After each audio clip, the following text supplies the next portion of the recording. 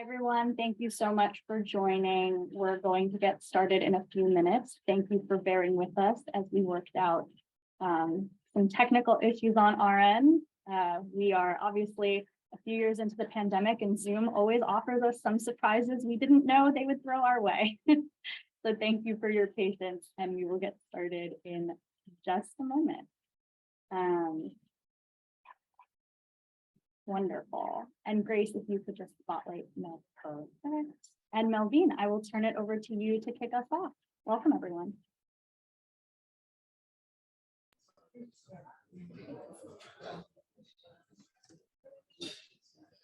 Hi, everyone. We really appreciate your time for the call, and we welcome you aboard. We are happy that you made it to this call. Thank you so much, because I know we all have different reasons, a passion for why we fight for this for reproductive health and rights. So I just want to say that my name is Melvin Owuyo. I am a reproductive health and policy expert. I also sit on Population Connections Board, and I'm also a private consultant with Population Connection Action Fund, currently working in East Africa. So I just speak of housekeeping. Please keep your mics muted, and if you have any questions, kindly be sure to raise your hand. We will have a 1-hour session with our very powerful, able, and knowledgeable speakers, taking much of the time. But we know that we will also have time, Q&A time for our audience. And we say welcome and thank you for making time for this call. So I think I just go ahead and ask that we introduce yourselves.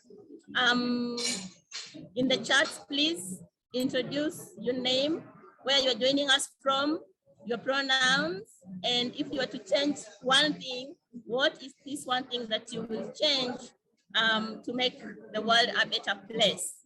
So in 1 minute, and the minute starts now. Please type in the chat.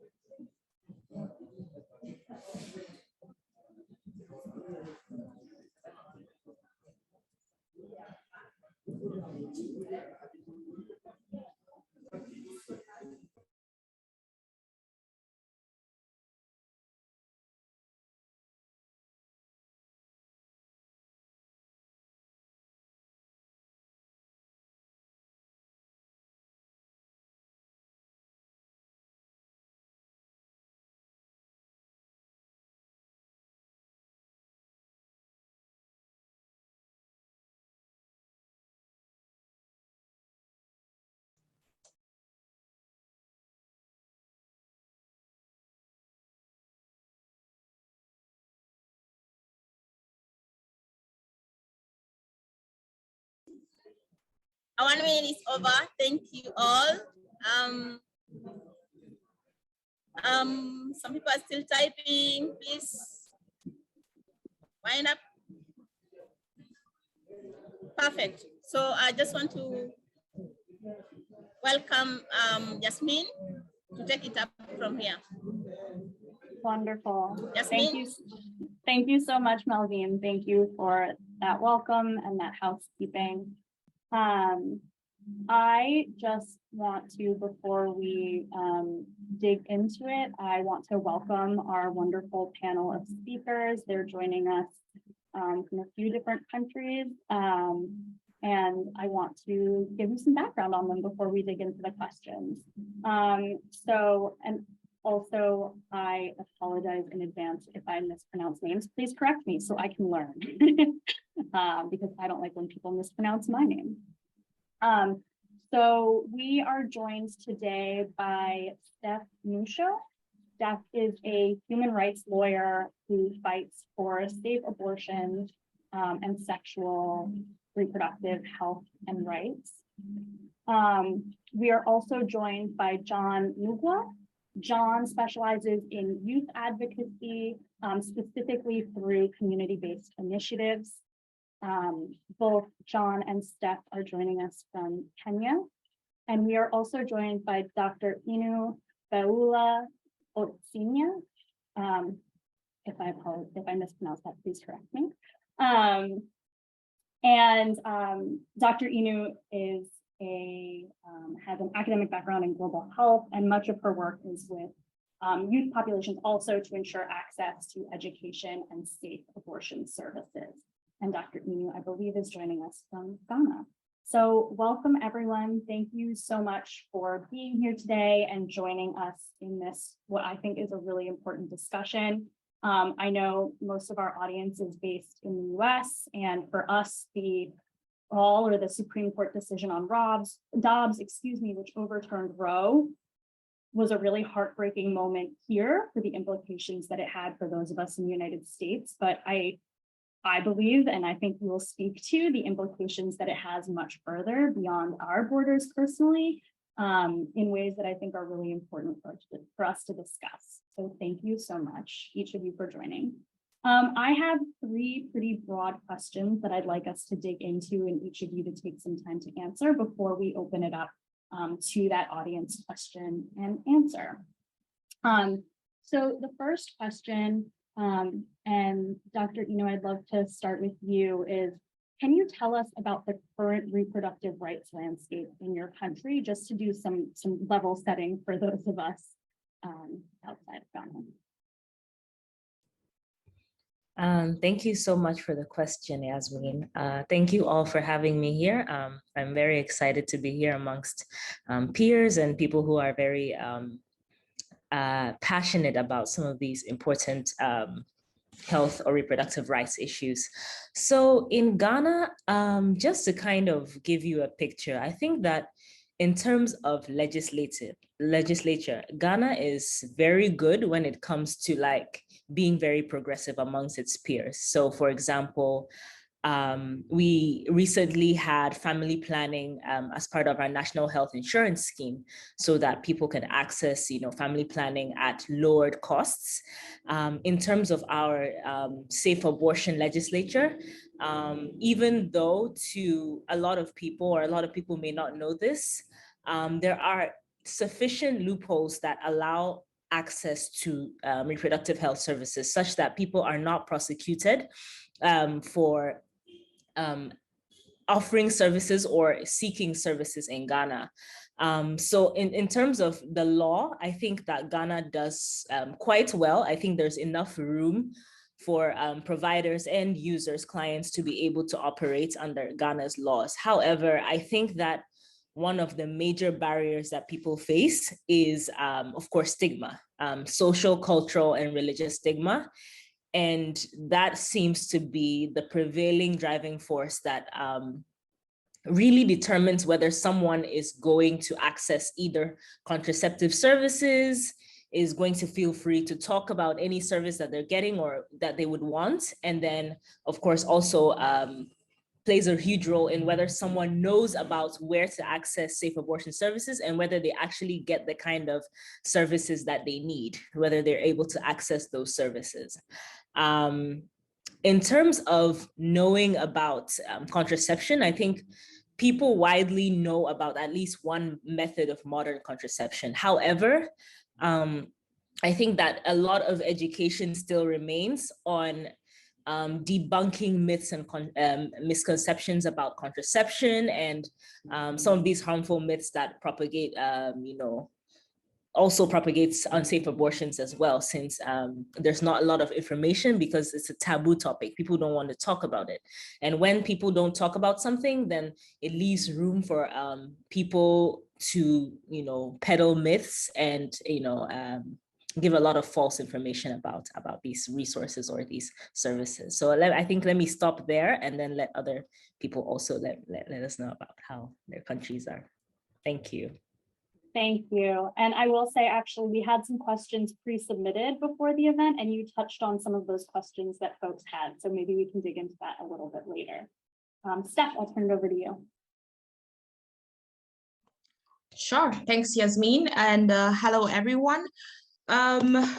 Sexual and reproductive health and rights for me is very personal. I was a teenage mom. I got pregnant at 18 and I gave birth at 19. And I recognize that I am the exception and not the rule, because I was able to go on to law school, do my master's, and I'm now, researching towards my PhD. But a lot of girls who find themselves in situations like I did in my country are, quote unquote, ripe candidates for marriage, or they drop out of school. Statistics or figures coming out of the Ministry of Health in Kenya is showing that in a 2-month period, over 45,000 teenage girls between the ages of 10 and 19 got pregnant. If we break that down, it means that every single day, at least 700 girls are getting pregnant in Kenya and are then disrupted. Their lives are disrupted because there are no structures in place to help them continue, towards living out their dreams.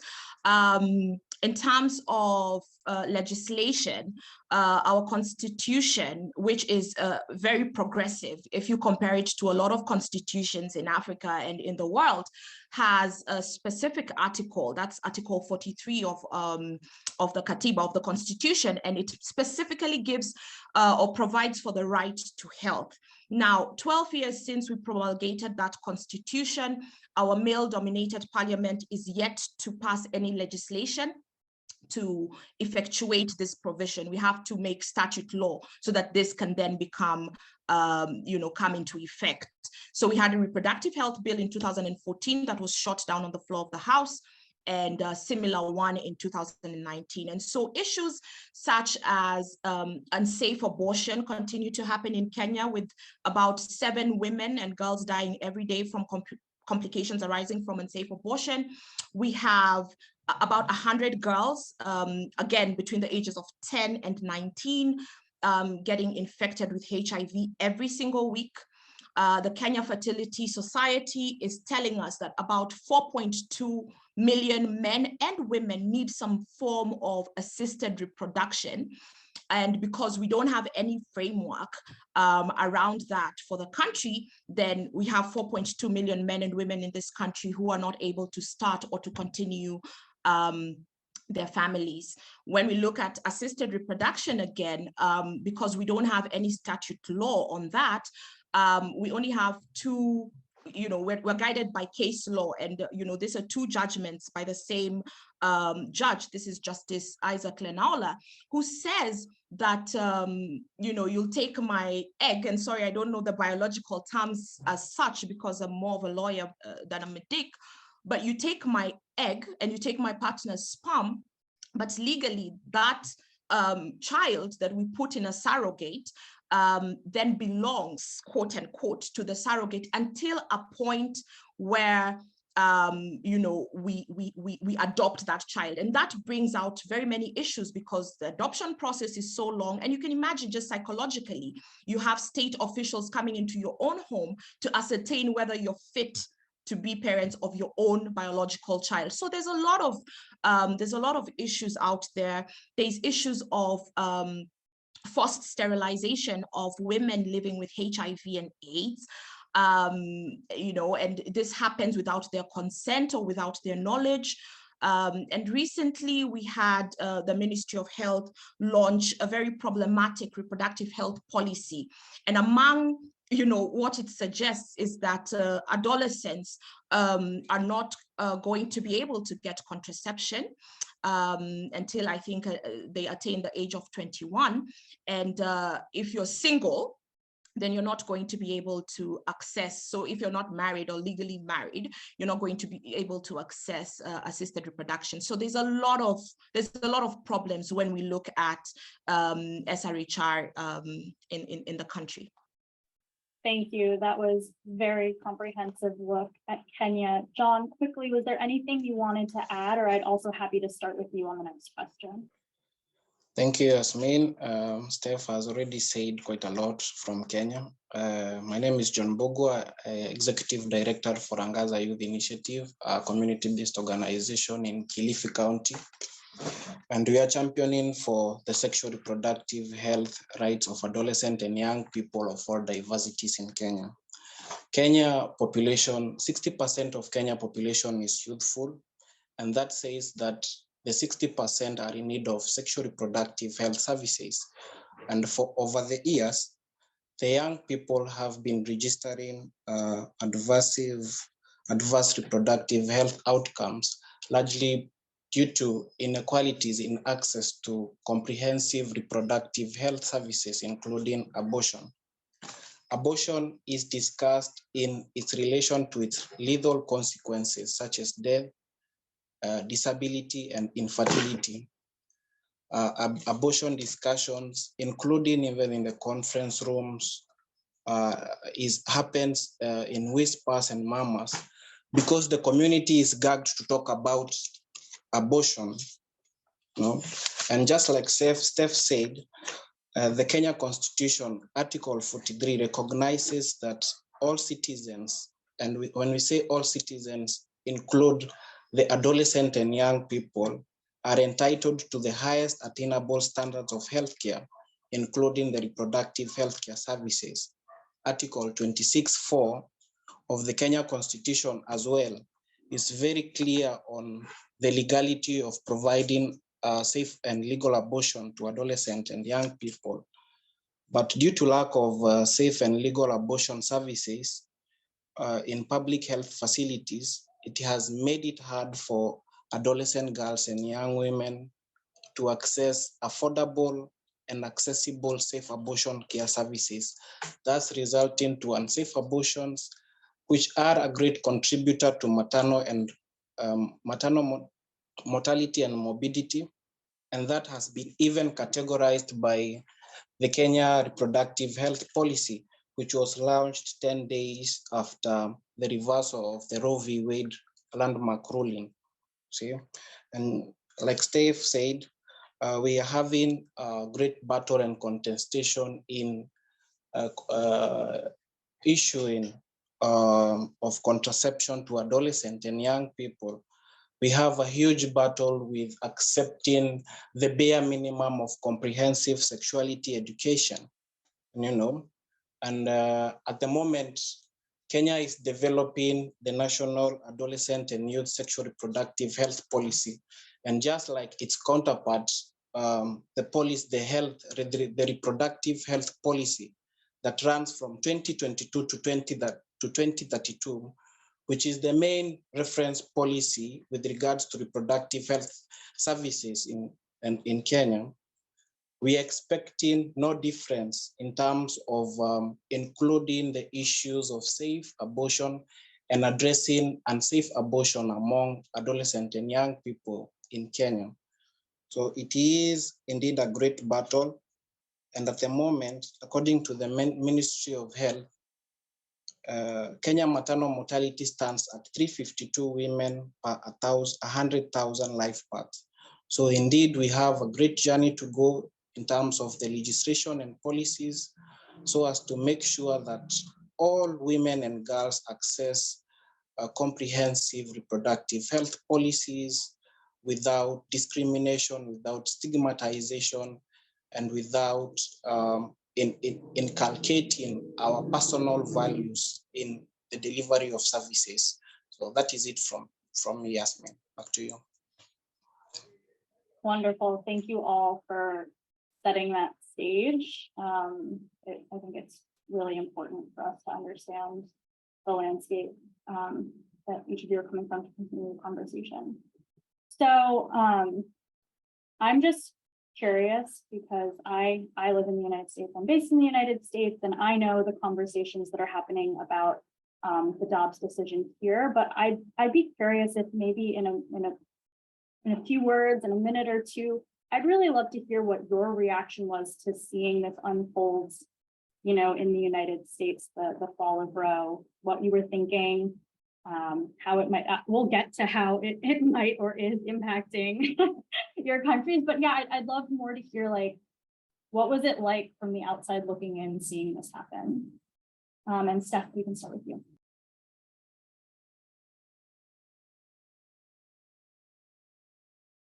Trying to unmute myself. It was quite devastating. This decision came when I was at a storytelling for advocacy workshop, and it was totally numbing. America is arguably the largest exporter of liberalism and human rights, and to see that being curtailed, if America, who is, whether we like it or not, our big brother or big sister, is going left when we should be going right, what is Kenya going to do?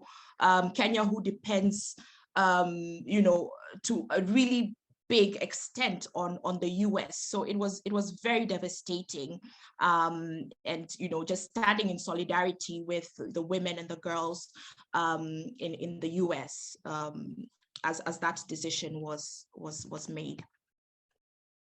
Thank you. Inu, what were your thoughts, if you want to share? Thank you. So I definitely remember,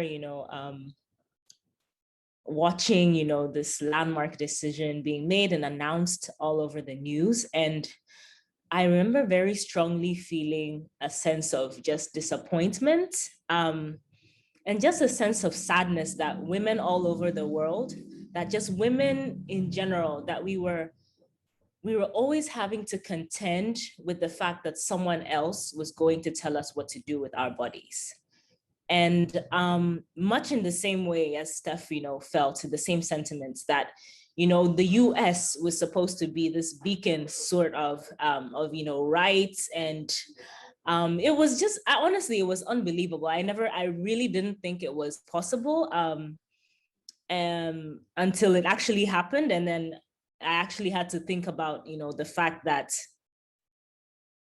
it was real, and what were we going to do next? How was this going to affect things? And I'm sure we'll talk about this more, but definitely a great sense of sadness and disappointment for me. Yeah. Yeah. And John, what were your thoughts? For me, I was attending Reproductive Health Network conference in Mombasa, and I really felt sad, confused, and disappointed, noting that we had not even recovered from the ripple effect of the global gag rule. And I felt as if it was a big letdown for girls and women across the world, not only US, but also Kenya at large, because I knew the detrimental effect that it was going to have on girls and women reproductive health and reproductive justice at large, see?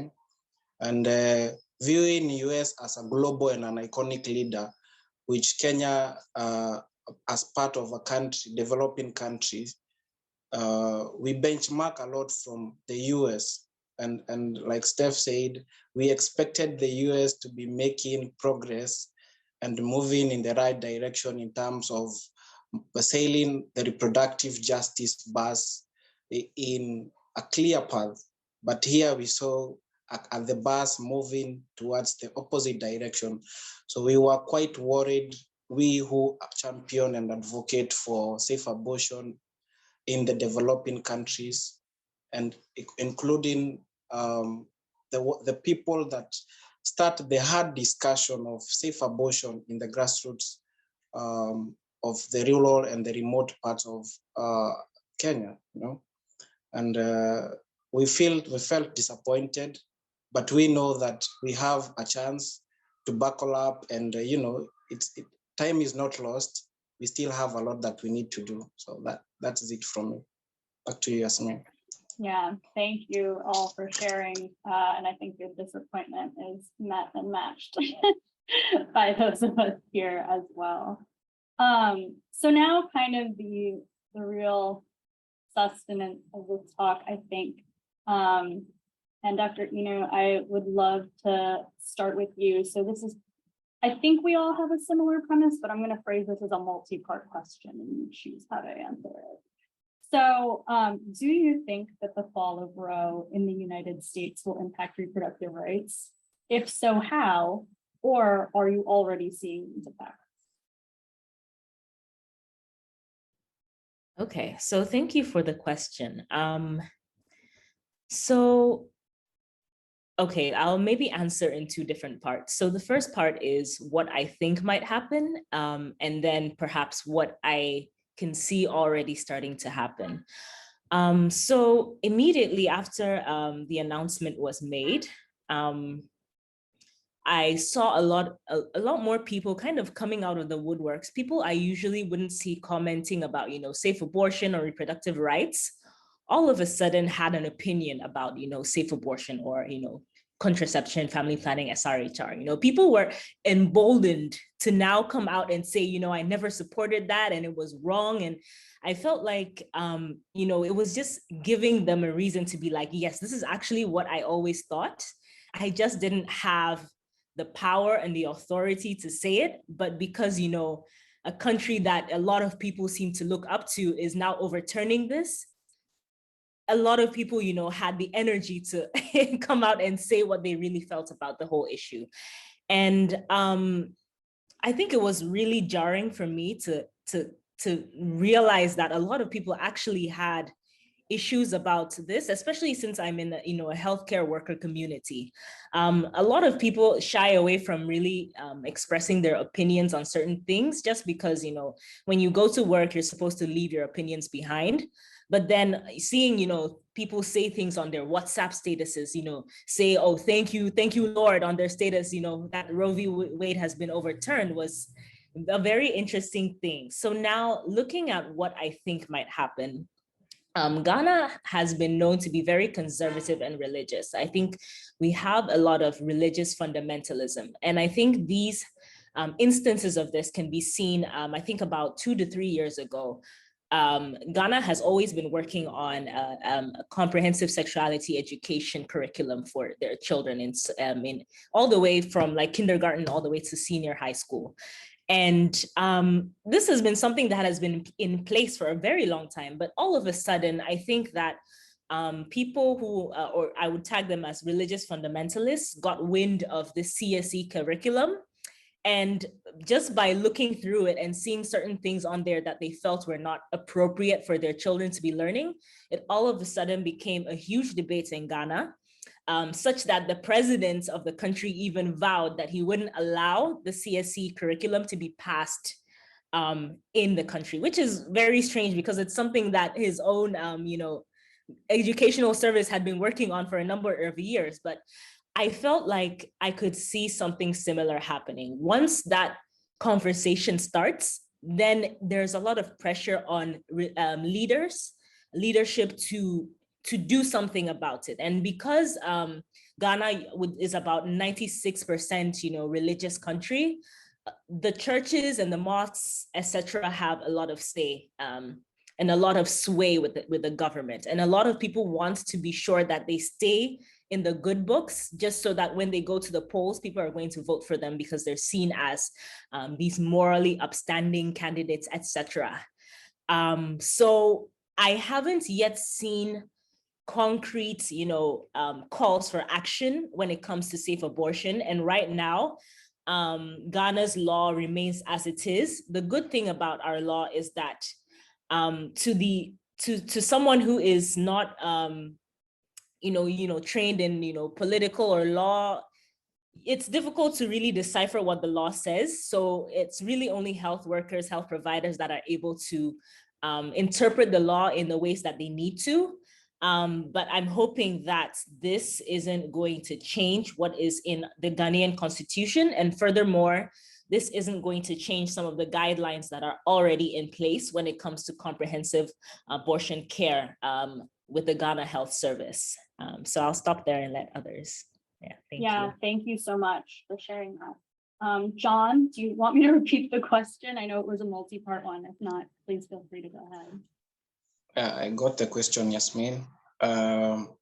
Indeed, the overturning of the Roe v. Wade ruling has a ripple effect on reproductive justice in Kenya. Immediately or weeks later after the overturning of the ruling, we saw opposition or the opponents coming together to form alliances to start introducing or inculcating oppressive and retrogressive laws and policies. And this one was witnessed even before the launch of the reproductive health policy that runs from 2022 to 2032. In that policy, the Ministry of Health has not captured any provision on safe and legal abortion. In addition, more weight has also not been given to post-abortion care services, which is a reproductive health service that girls and women across the 47 sub-counties in Kenya are in need of. Just recently, when we were developing revising the Kilifi maternal and child health bill, there was a lot of contestation in that conference hall where all the policy makers we failed to agree on how to frame and phrase a provision for provision of safe and legal abortion in Kilifi County, a county which has or registering a maternal mortality of 532 women per 100,000 live births. See? And we expect the same to happen with the National Adolescent and Youth Sexual Reproductive Health Policy, as well as other policies when we don't move fast to contain the bushfire of the heightened opposition that is pushing for the same that has happened 2 years to happen with the Kenya laws and policies. Again, just like with the global gag rule, in the future, perhaps this might affect the funding that emanates from the US under the US Global Health Assistance Program to support the foreign organizations that offers comprehensive reproductive health services and information in Kenya. And another effect that might happen is the harassment of girls and young women who are in need of a safe and legal abortion, being harassed by the police because of procuring abortion, because we failed to conceptualize and agree on the legality of offering safe and legal abortion. Perhaps by extension, we expect to see increased maternal mortality and morbidity, not only in the US. And I hope if we're able to track this has already been happening, and this will extend largely even not only to Kenya as such, but to other developing countries which will be greatly affected by the Roe v. Wade ruling. And finally, perhaps we will start seeing increased stigma and discrimination of girls and women who are accessing abortion or safe abortion services in the healthcare facilities. And this will affect affordability and accessibility because Kenya at the moment, 3.1 million girls and young women, especially in the remote and the rural areas, are experiencing humanitarian crisis.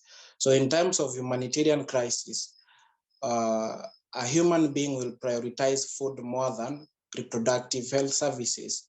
Girls and young women will not prioritize going for repeat clinics for contraceptives. Girls and young women will not sacrifice that little amount to pay for safe and legal abortion. Therefore, we expect a lot of backstreet abortions conducted by quacks, which will at large contribute to the maternal mortality and morbidity, which we are all buckled up to reduce in our various countries and respective counties at large. So that is it from me. Perhaps Steph could continue. Thank you. And just for our audience, I want to touch on some of the things that John did, such as the global gag rule and others. So that Population Connection Action Fund is working and will be working through this election cycle to elect folks here, legislators here in the US who are champions for reproductive rights, not only here in the US, but around the world, so that we can work together to permanently repeal horrible policies such as the global gag rule, to end homes, which means that that money can't be used for abortion services, and to expand UNFPA funding. So at the end of this, I'm going to give you some links about how you can get involved with not only the electoral work to make sure we're electing these champions, but to push forward that legislative to make sure that those bills pass, so we can make sure that folks are getting the services that they need around the world. And with that, I will turn it over to you, Steph. Do you want to take the question again, Yasmin, please? Yes, I will repeat the question. It is multi-part. So what do you think the fall of Roe in the U, or how do you think the fall of Roe in the US will impact reproductive rights where you are? And are you already seeing some of those effects? Great. Yes, definitely, going to piggyback on what John has spoken to. He's talked about the opposition. We're calling it the new Cold War, because this really is war between, pro-SRHR proponents and, the other side that are totally anti-choice and anti-abortion. We're seeing a lot of opposition, like he talked about, and this is led by an organization, I'm going to call them out, called Citizen Go. They are, I don't know if a lot of you have heard of them, but they're extremely organized when you think about it, and you compare their activities to us, who kind of keep doing our own little things in our own little spaces, whereas they come together and are united in their objective. And Citizen Go has been, took up the opportunity after the fall of Roe v. Wade. And unfortunately, this was happening at the same time when the East African community was having a public participation around the East Africa Community Sexual and Reproductive Health Bill of 2021. Among other things that the bill contains is access to safe abortion. And so Citizen Go used the fall of Roe v. Wade to, really go against all the advocacy and all the work that we had been doing towards getting the East African Legislative Assembly to pass this bill. The bill is yet to pass, but it was definitely a win moment for the opposition to use. Roe v. Wade also fell when Kenya was going into election. And so the opposition was also using that and having a lot of smear campaigns targeted at, leaders who have been vocal or have been pro-choice or pro-SRHR. And three of them come to mind. There's Honorable Esther Passaris for the Kenyans in the room. There's Honorable Millie Odhiambo Mabona.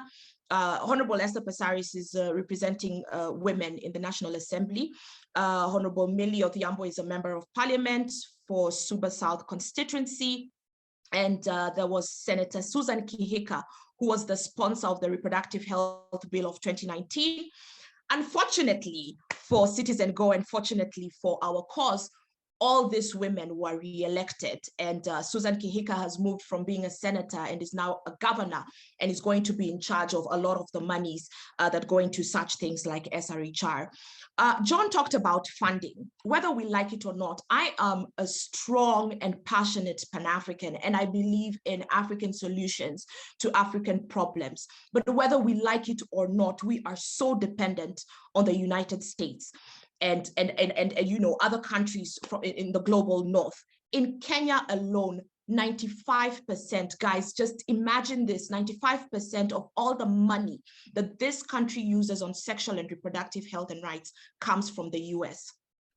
So the other 5% is split between the other, donor countries, and then a very small percentage is coming from the government, which has the sole responsibility of providing reproductive health to its citizens. So we're definitely also going to say, as John rightfully said, interruptions in funding, and we don't really have to go deep into that. We've already seen it with the Mexico City policy or the global gag rule. So, we've also seen the Kenya Christian Professionals Forum, and this is also backed by Citizen Go.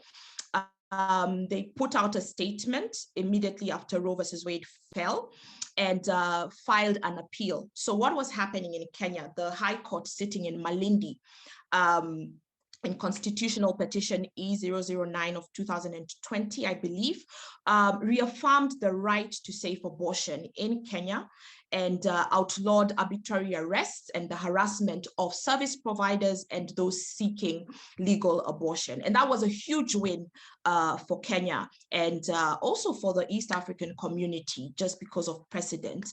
And what we saw after Roe versus Wade fell is that the Kenya Christian Professionals Forum, or whatever they call themselves, went to court and appealed. So there's now an appeal, and because in deciding this matter, the court relied upon and cited the decision in Roe versus Wade, there is a high possibility that we are going to lose, on appeal. So that is at stake. The other thing that is at stake, and is something that Kenya and Africa as a continent has been working on since 2003, is the Maputo Protocol. It's a very mouthy, it's very long, but this is the protocol on the rights of women. It's a very comprehensive law for Africans by Africans, and talks about a wide range of issues on women's rights, including access to safe abortion in Article 14 of that protocol.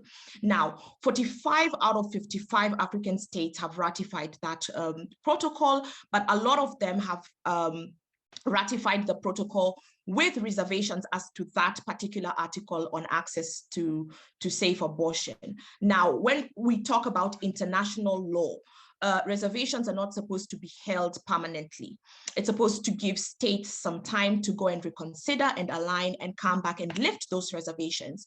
And we saw Rwanda do that. Rwanda actually ratified the protocol with reservations as to that article and came back and lifted the reservations. What is now going to happen? Because again, Africa follows in the footsteps of America, whether we like it or not, is that African states are then going to be emboldened to retain those who have ratified the protocol, to retain the reservations, and those who are yet to ratify will continue to ratify with reservations as to that article. So that's what we see in terms of civil society organizing as a response to Roe versus the fall of Roe versus Wade.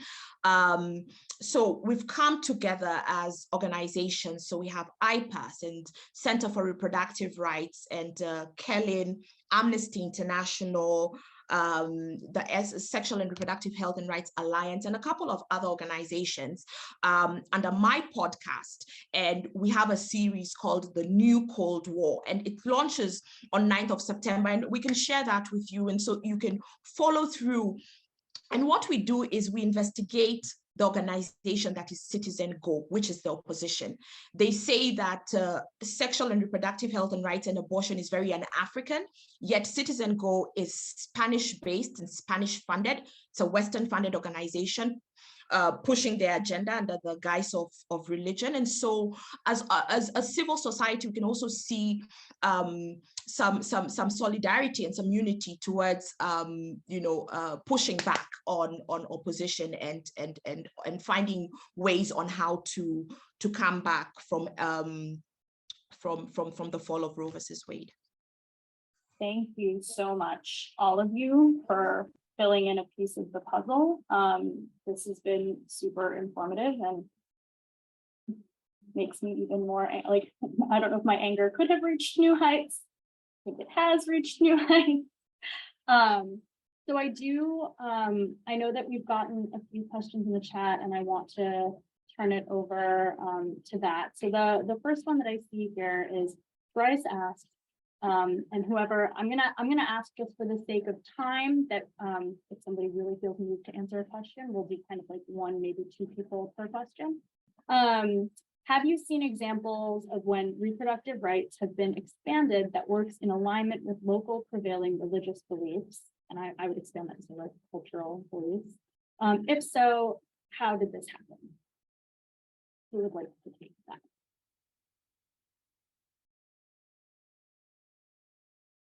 Or is I there think no one? maybe I can give an example of a time when I was pleasantly surprised within the past few months. So in an effort to kind of, hit the streets and try and intensify our efforts for safe abortion advocacy in Ghana, I think PPAG, as an organization that is working on the ground as part of the International Planned Parenthood Federation in the African region, reached out to religious leaders to kind of, educate them more on safe abortion and some of the effects of, having unsafe abortion be the prevailing method in Ghana. And I think one response that was particularly very positive was with religious leaders in the Islamic faith. So Islam actually allows for safe abortion up to about 10 weeks. So the religious leaders, the imams, were actually very welcoming to PPAG in their communities, gave them the audience that they wanted because they really understood that they didn't want their young girls to, have to go through unsafe abortion. They didn't want their community to be scarred by maternal mortality, which is what was happening because a lot of young women didn't know about safe abortion services and they were therefore going to a lot of quack doctors and ended up either being assaulted or ended up losing their lives. So I think to me, it's a testament of the fact that religion is not the end all, or it's not as black and white as we think it is.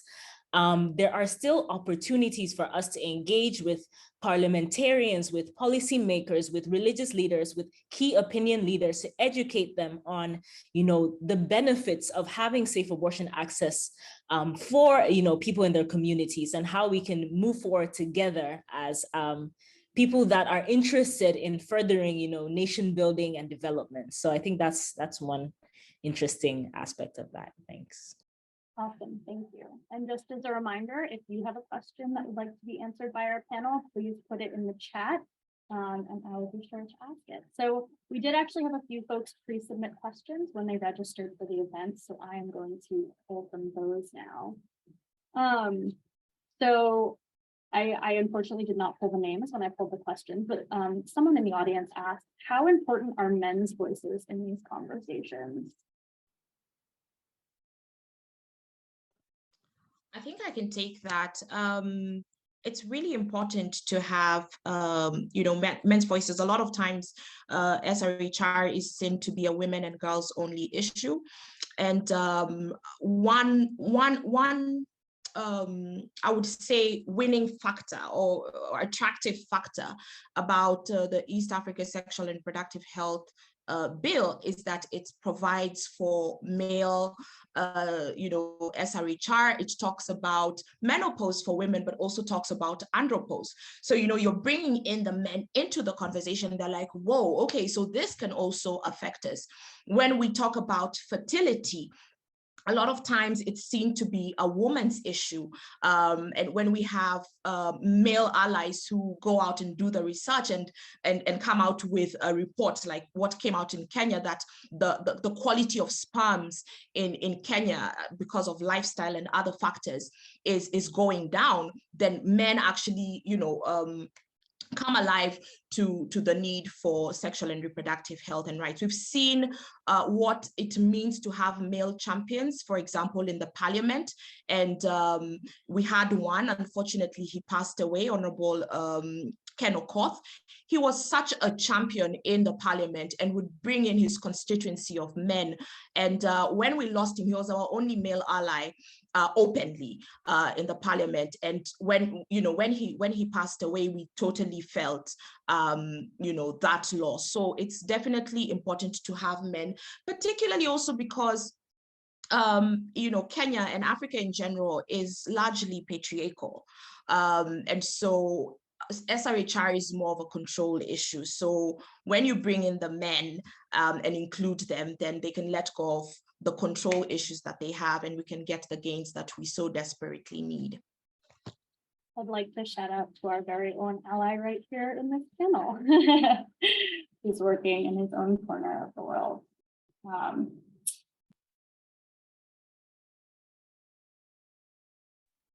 Just a quick question that I saw come in from Susan, and I know we touched on this a little bit. So is this just a religious issue, or does it have more to do with the widespread patriarchal attitudes that men can have the right to control women and their bodies? If we can keep this like a minute or two, because I do want to give you time for some closing remarks before we close out. Does anyone want to take that? I would say it's both. I wouldn't put one over the other. We've seen how the patriarchal culture works against us, but we've also seen religion, and it's interesting what Enu talked about. Here in Kenya, we're seeing a lot of support for what they were calling crisis pregnancy centers that they adopted from the US, where they take pregnant women and keep them there for a while to a point where they can't then legally get an abortion. So I wouldn't put any above the other. I would say they work in tandem. And unfortunately for Kenya, the male-dominated parliament has failed to pass legislation 2 times. And now we've just elected a president who is evangelical. So we're also about to see a lot of pulling back and on SRHR. So this culture and patriarchal culture and religion all work together against us. Thank you very much. So I just want to take a minute. Oh, John, thank you for your contribution. Yes. So my colleague is going to share some links in the chat. So these are those actions that you can take if you are based here in the US to make sure that there is legislative action, to make sure that the US stops meddling so much in the sexual reproductive health and rights of people around the world. So we've got 2 petitions or contact your legislators you can sign. One is to increase UNFPA funding. One is to overturn the Helms Amendment. And then finally, like I said, one of the biggest, most important things we here in the US can do in the next few months is work to elect reproductive rights champions in Congress, to Senate, in our local races. Population Connection Action Fund is working mostly on the federal level, or all on the federal level. Sign up as an abortion defender. Grace is going to drop all of those links in the chat, and they are going to name what each one is. But the abortion defender form, if you're interested in helping us elect those pro-choice, those reproductive rights champions in Congress, please sign up. We will keep you up to date with actions you can take, phone banks, and ways to plug into those campaigns. And with that, I would love to turn it over to our speakers for some closing remarks. Dr. Inu, why don't we start with you? Thank you so much. I've really enjoyed having or listening to the different exposés on what's happening in Kenya. And I think that I'm definitely very proud that I come from a country that is so progressive and that has actually adopted self-managed abortion or self-care as part of its comprehensive abortion clinical guidelines. I think what my parting words would be that I would want to encourage everyone that is currently working in this space. Thank you so much for joining this webinar. I think this is an important part of standing in solidarity with other countries when it comes to ensuring that people have access to safe abortion. Whatever little thing that you can do, whether it's even accompaniment, whether it's peer education, whether it's voicing your opinion, I think all of these are important and lend themselves to changing the narrative and ensuring that we hold policymakers accountable for the policies that they pass and for the laws that they pass. And I hope that we'll continue to fight together and ensure that people have access to rights and access to important and life-saving care as well. So thank you so much. Thank you. John? Do you have any closing remarks you'd like to share? Thank you, Yasmin. It's been a great opportunity and a platform for me to share about post-Roe v. Wade and how it's affecting the reproductive justice.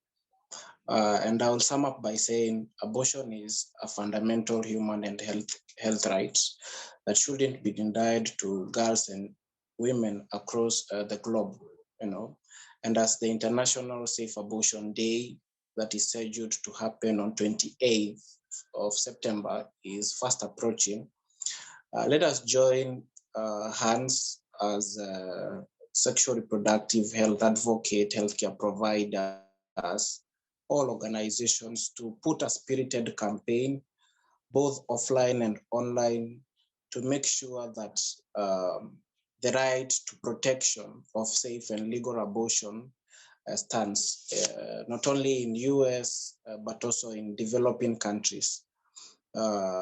We should launch campaigns that demand for safe and legal, as well as accessible, safe abortion, which are stigma-free and that are available to all girls and women who are in need of them. So that is it from me. Thank you very much for having me in this platform. I appreciate it. John, we're so lucky to have you here. Thank you. And Steph? This has been great. Thank you for the opportunity, and it's been great to meet a lot of you. A parting shot for me, even as we stand, and this is particularly to those who are in Africa or working on SRHR in Africa, even as we stand in solidarity with women and girls in the US, looking at the fall of Roe versus Wade, we need to hold our governments accountable to reproductive health. The United States and donor organizations in the global north do not owe us anything, including the right to reproductive health. This remains the responsibility of each government. And so as civil society organizations and individuals working in this space, we can continue to stand in solidarity with women and girls in the US, but we should also increase efforts in securing our rights here on the continent, including passing legislation such as that is on the floor of the East African Legislative Assembly. Finally, look out for the new Cold War, and I have just posted information on it on the chat. All the best, and we keep the fight going. Yes, thank you so much to each of our panelists for taking time to talk about this today. Thank you to Melvin for opening, and thank you to everyone who tuned in today. I'm really glad to stand shoulder to shoulder with all of you in this fight. I know we're all in each different context, but we're doing our part where we are to make the world a better place for people who can get pregnant. So thank you so much, everyone. Have a wonderful day and take care. Bye. Thank you, everyone, and bye for now.